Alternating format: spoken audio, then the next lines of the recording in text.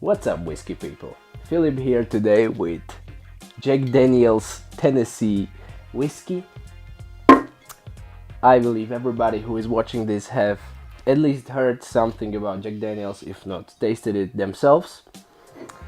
There is a lot of hate going on about this whiskey. Some people love it. Whiskey community, I would say majority in whiskey community hates this whiskey. Today we will find out if it is really that bad or it is just whiskey snobism. This is not my first bottle and it is quite empty. I didn't drink this myself. I got this bottle from my father.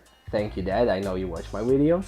Tennessee whiskey. What is Tennessee whiskey? What is specific for it is the charcoal filtering. I'm not quite sure if with this one the whiskey goes to filtering right after the malt is distilled or after it is aged in barrels. Not sure about that, but let's now get to the tasting and we can talk later.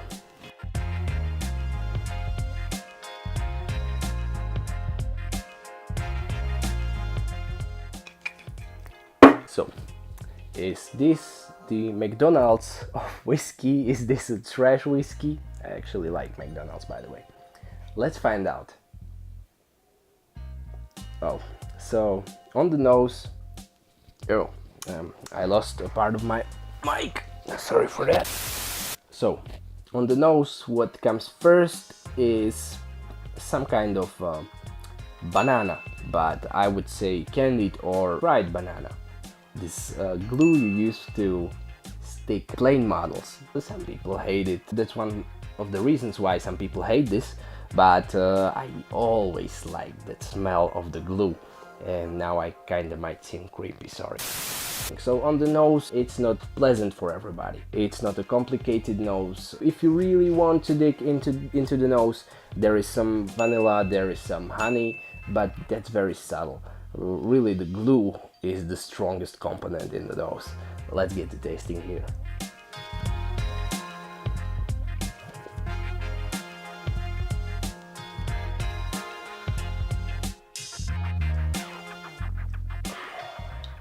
So you probably saw me smiling, and it's not because the whiskey is that great, but whenever I have Jack Daniel's in my mouth and close my eyes, I am in Croatia on Isle of Pag with my father. That's where I spent my 18th birthday, and my dad gave me a bottle of Jack Daniel's. That was my first bottle I got, and I have such beautiful memories of the place. It's just so pleasant. Whenever I kind of love Jack because of the memories. And if I try to personalize, or whatever is the word for that, what are the notes? So actually I believe the banana is here. I've always believed I can taste barley, or I'm not sure which grain is used in this apart from corn. So corn and barley, I would say.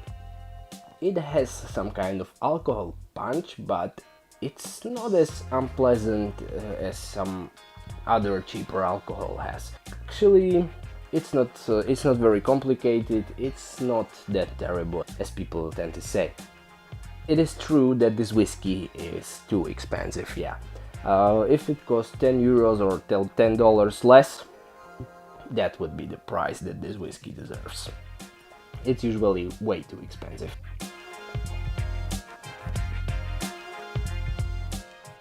There are also definitely some vanilla and honey, which is in quite pleasant form. They are subtle, but not too subtle. You can taste them. The glue that I mentioned on the nose. There is some kind of weird taste, and I believe that's the glue smell.